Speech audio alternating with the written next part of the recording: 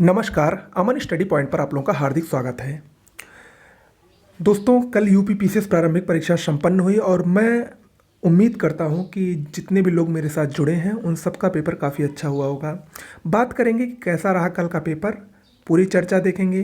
Paper का pattern क्या था, किस पोर्शन से किस सब्जेक्ट से ज़्यादा प्रश्न आए उसके बारे में चर्चा करेंगे, कितने प्रतिशत लोगों ने परीक्षा दी ये भी बात करेंगे। इसके साथ ही साथ मैं आपको एक बार फिर से, जो मैं बार बार कहता हूं कि मेरे नोट्स ले लीजिए ले लीजिए, कुछ लोगों को हो सकता है बुरा भी लगे कि अपना प्रचार कर रहे हैं, वो मैं आपको प्रूफ के साथ दिखाने वाला हूं कि जीएस और करंट के इस बार देखिए फिर से कितने सारे प्रश्न आए, उसको भी मैं अभी आपको दिखाने वाला हूं। तो कहीं मत जाइएगा, पूरा वीडियो देखिएगा। देखिए, सबसे पहले हम बात करते हैं कल के पेपर की। पेपर को अगर देखा जाए प्रथम दृष्टि से तो पेपर टफ था, इसमें कोई दो राय नहीं है, लेकिन उतना भी टफ नहीं था कि जैसा यूपीएससी का लेवल होता है। ठीक है, अगर हम उसको मॉडरेट टू टफ कहेंगे तो ज़्यादा अच्छा रहेगा। और यूपी पीसीएस यानी जो आयोग है, उत्तर प्रदेश लोक सेवा आयोग, उसका पुराना रवैया अभी भी बरकरार है। यूपी स्पेशल और जनसंख्या नगरीकरण के प्रश्न इस बार भी लगभग नदारद ही रहे हैं। यूपी स्पेशल के बहुत कम प्रश्न आए हैं। और दूसरी बात, अगर हम देखें करंट अफेयर्स के, तो करंट अफेयर्स के काफ़ी पुराने करंट अफेयर्स के क्वेश्चन उसने पूछे हैं ऐसे में। लेकिन जो नए करंट अफेयर्स के आए हैं, लगभग 95% क्वेश्चन आपको मेरी नोट से मिलेंगे, अभी मैं आपको दिखाने वाला हूँ। इसके अलावा ज्योग्राफी के क्वेश्चन सही थे, हिस्ट्री हर बार की तरह ही थी, और कुछ हिस्ट्री के क्वेश्चन गूगल टाइप थे, यानी बहुत ही असाधारण टाइप के क्वेश्चन आयोग पूछ रहा है कि जिसका कोई मतलब ही नहीं है। कुछ क्वेश्चन तो ऐसे थे, आप लोगों ने देखे होंगे उसमें, कि जिसका कोई मतलब नहीं, पता नहीं कहाँ से वो ले आकर पूछ लेता है।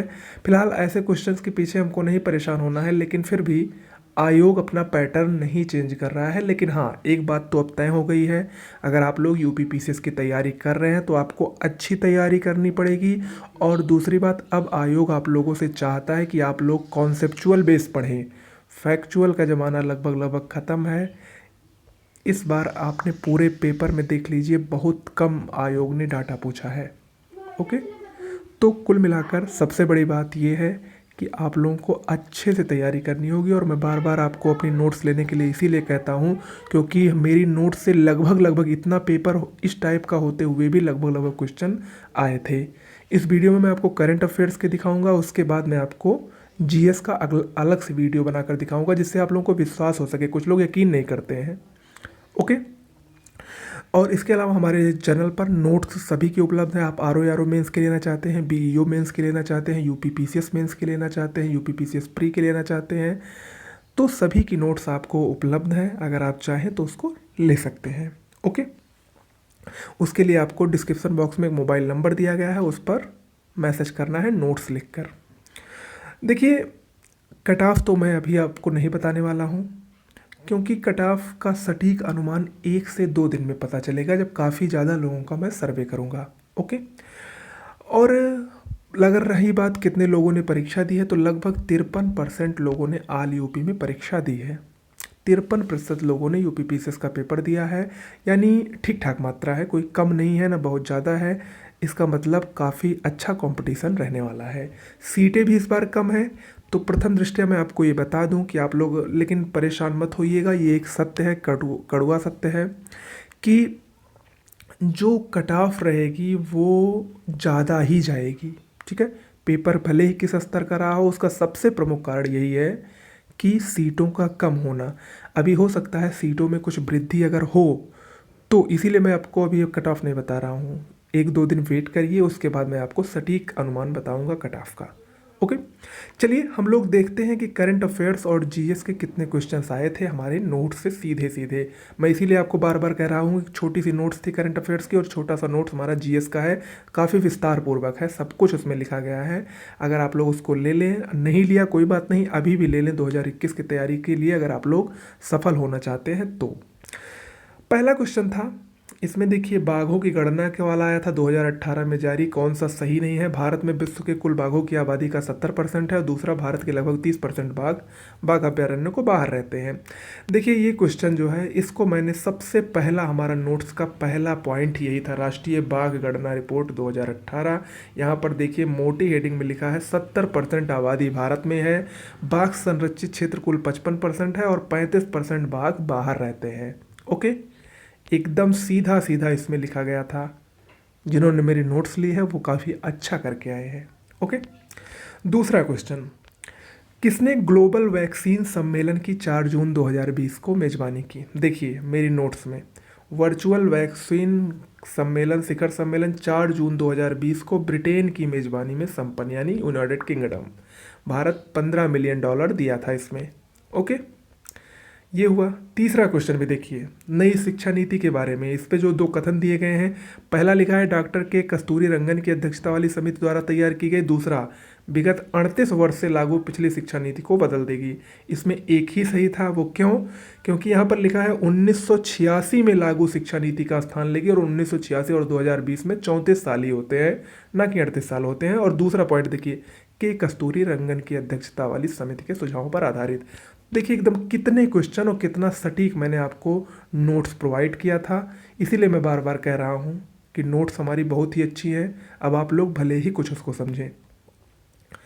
इसके बाद देखिए, मैं आप लोगों के हमेशा भलाई के लिए कार्य करता हूँ। एक बात समझ लीजिएगा, अमन स्टडी पॉइंट आप लोगों के लिए हमेशा से दृढ़ संकल्प इसीलिए है कि ज़्यादा से ज़्यादा लोगों का कम से कम समय में सिलेक्शन हो, क्योंकि साल दर साल कंपटीशन इतनी तेज़ी से बढ़ रहा है। अगर आप लोग उसके आगे नहीं चलेंगे तो धीरे धीरे पिछड़ते जाएंगे, तो कुछ नहीं हो पाएगा। इसीलिए मैं आपको बार बार फोर्स देकर कहता हूँ कि ले लीजिए, ले लीजिए। बहुत से लोग समझते हैं कि वो अपना व्यापार कर रहे हैं, तो जो समझना हो समझे, जो सत्य है मैं आपको प्रूफ के साथ इसीलिए दिखा रहा हूँ।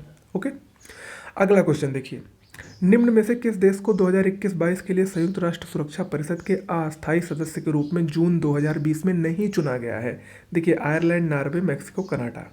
इसमें कनाडा सही होगा। अब कैसे सही होगा, नोट्स हमारी देखिए, जिन्होंने पढ़ा है। भारत 8वीं बार सुरक्षा परिषद का अस्थायी सदस्य बना। भारत के अलावा आयरलैंड, मैक्सिको, केन्या, नॉर्वे को भी चुना गया है। Okay, fix. अगला देखिए, उत्तर प्रदेश के निम्न में से किस हवाई अड्डे को भारत के केंद्रीय मंत्रिमंडल ने अंतर्राष्ट्रीय हवाई अड्डा का दर्जा दिया है। कुशीनगर इसमें सही होगा।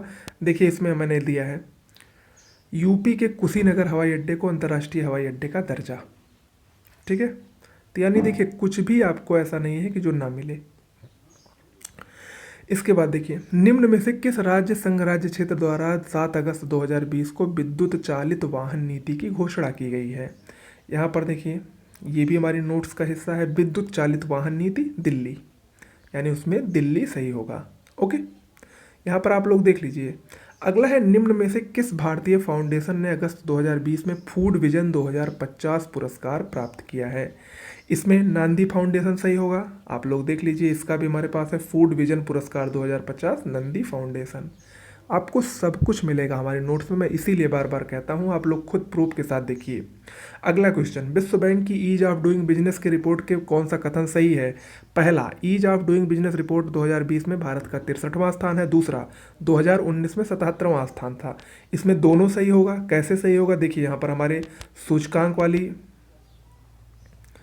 इसमें देखिए जो सूचकांक वाला हमारा है उसमें देखिए ईज ऑफ डूइंग बिजनेस 2020 के बारे में देखिए, इस साल 63वीं रैंक है और 2019 में 77वीं। देख लीजिए। ओके, सही है कि नहीं। इसके बाद, भारत में अगस्त 2020 में निम्नलिखित स्थानों में से कहाँ रेल संग्रहालय राष्ट्र को समर्पित किया गया। हुबली सही होगा। देख लीजिए यहाँ पर आपको मिल जाएगा, हुबली कर्नाटक में स्थापित रेल संग्रहालय भारत को समर्पित। ओके, आप लोग अब खुद ही डिसाइड करिए कि नोट्स आपको कैसी लग रही हैं, जरूर कमेंट बॉक्स में बताइएगा। अगला, जुलाई 2020 में निम्न में से कौन सा मंगल मिशन का प्रक्षेपण करने वाला पहला अरब राष्ट्र हुआ। यूएई सही है, पहले ही है ये यूएई का मंगल मिशन मार्स होप उपग्रह। ओके, चलिए आगे देखिए, भारत की पहली किसान रेल निम्नलिखित में से किन 2 स्टेशनों के बीच 8 अगस्त 2020 को अपनी यात्रा प्रारंभ की। देवलाली और दानापुर। और दूसरा क्वेश्चन यहाँ पर देखिए, नीति आयोग द्वारा दिसंबर 2019 में जारी सतत विकास लक्ष्य भारत सूचकांक में उत्तर प्रदेश को किसमें वर्गीकृत किया गया है? उत्तर प्रदेश अच्छा प्रदर्शन करने वाली सूची में है। दोनों का आंसर देखिए हमारे नोट्स में। किसानों के लिए विशेष ट्रेन, पहली किसान रेल देवलाली से दानापुर, ओके, और दूसरी बरौनी से टाटानगर। मैंने अपनी नोट्स में इसको मेंशन किया है अच्छे से। और दूसरा देखिए उसी के नीचे है, द्वितीय सतत विकास लक्ष्य भारत सूचकांक, सबसे अच्छा प्रदर्शन करने वाले राज्य, अच्छा प्रदर्शन देख रहे हैं, यूपी 23वां स्थान, पहले 29वां था। ओके, समझ में आया? इसके बाद देखिए, जनवरी 2020 में उत्तर प्रदेश के कितने स्थलों को रामसर साइट में शामिल किया गया है? 6 इसमें सही होगा। और इसमें किसमें कोविड-19 की पहली ई लोक अदालत छत्तीसगढ़ में शुरू हुई है? देखिए यहाँ पर देखिए, यूपी के 6 वेटलैंड रामसर स्थल घोषित। ओके, यहाँ पर इसका मैंने सारा वर्णन भी दिया है। इसके अलावा यहाँ पर देखिए, भारत की पहली ई लोक अदालत छत्तीसगढ़ में शुरू हुई। ठीक है, तो यहाँ पर आप लोग देख रहे हैं कि कितने सारे क्वेश्चन सीधे सीधे आपको हमारी नोट से मिलेंगे। अगला क्वेश्चन देखिए, उत्तर प्रदेश मंत्रिमंडल ने 29 जुलाई 2020 को किसमें राष्ट्रीय विधि विश्वविद्यालय की स्थापना का अनुमोदन किया है? प्रयागराज में। इसको मैंने आपको यूपी बजट में ही बताया था। यहाँ पर देखिए साफ साफ लिखा है, प्रयागराज के झलवा में विधि विश्वविद्यालय की स्थापना की घोषणा। अगला क्वेश्चन, भारत के युवा कार्यक्रम और खेल मंत्री 25 जुलाई 2020 को घोषणा किया 2021 में चौथा खेलो इंडिया यूथ गेम्स किसकी मेजबानी में आयोजित किया जाएगा? हरियाणा। बिल्कुल सही है। कैसे सही है? मेरे नोट्स में देखिए, तीसरा खेलो India youth games Guwahati Assam में आयोजित हुआ था, इसका ये और नीचे देखिए क्या लिखा है, चौथे यूथ इंडिया गेम्स की मेजबानी कौन करेगा? हरियाणा करेगा। ओके, तो आपको यहाँ पर इतने सारे क्वेश्चन देखिए, कम से कम 20 से 22 क्वेश्चन आपको सीधे सीधे हमारी नोट से मिले हैं। और देखिए चूँकि करंट के 5-6 क्वेश्चन ऐसे थे जो पुराने थे, तो वो आपको हमारी पुरानी नोट्स में ही मिले, तो 1 साल 2 साल पुराने थे। तो इसका मतलब क्या है, लगभग आपको 85% क्वेश्चन, 90% क्वेश्चन करंट अफेयर्स के सीधे सीधे आपको हमारी नोट से मिले हैं। तो नोट्स मैं हमेशा की तरह कहता हूँ, अगर आप लोग सीरियस हैं, अच्छे से पढ़ना चाहते हैं, तो सब कुछ बिना सोचे आप मेरे नोट्स को ले सकते हैं। मैं हमेशा से ही आपका भला चाहता हूँ, कभी भी मैं नहीं चाहता हूँ कि आप लोगों का कुछ बुरा हो। इसीलिए मैं जो कुछ भी करता हूँ सब परफेक्शन के साथ करता हूँ कि आप लोगों को कहीं शिकायत का मैं मौका न दूँ, और हमेशा सुधार की ही कोशिश में लगा रहता हूँ। ओके, आप लोग ज़रूर बताइएगा कि कैसा लगा। इसके अलावा मैं एक वीडियो भी आपको जीएस का भी बताऊंगा, क्योंकि आपको जीएस का भी दिखाना ज़रूरी है, जिससे आप लोगों को ये समझ में आए। मैं देखिए, मैं ये सब क्यों कर रहा हूँ, मैं ये सब इसीलिए कर रहा हूँ कि आप लोगों का ज़्यादा से ज़्यादा सिलेक्शन हो, आप लोग ज़्यादा से ज़्यादा कॉम्पिटिटर अच्छे बने। नहीं तो मुझे कोई वो मतलब नहीं है। ओके, ये सब आप बिल्कुल भी दिमाग में रखिएगा कि अपना प्रचार प्रसार कर रहे हैं, ये है वो है, ये सब कुछ नहीं है। ठीक है, आप लोग मेरे साथ अगर हैं, जितने भी लोग जुड़े हैं वो मेरे साथ अगर हैं, मुझ पर भरोसा किए हैं, तो मैं आप सबके विश्वास पर खरा उतरने की पूरी कोशिश करता हूँ। यही अमन स्टडी पॉइंट का संकल्प है। ओके, चाहे वो मैंने आर का बैच अभी स्टार्ट किया था, चाहे जो बैच स्टार्ट करता हूँ, सब में मैं आपको परफेक्शन के साथ ही लगा रहता हूँ, आपके साथ, और हमेशा रहूँगा, चाहे वो नोट्स के मामले में हो, चाहे जिसके मामले में हो। ओके, तो आज के लिए इतना ही। कट ऑफ आपको 1 से 2 दिन में पता चलेगी। नमस्कार।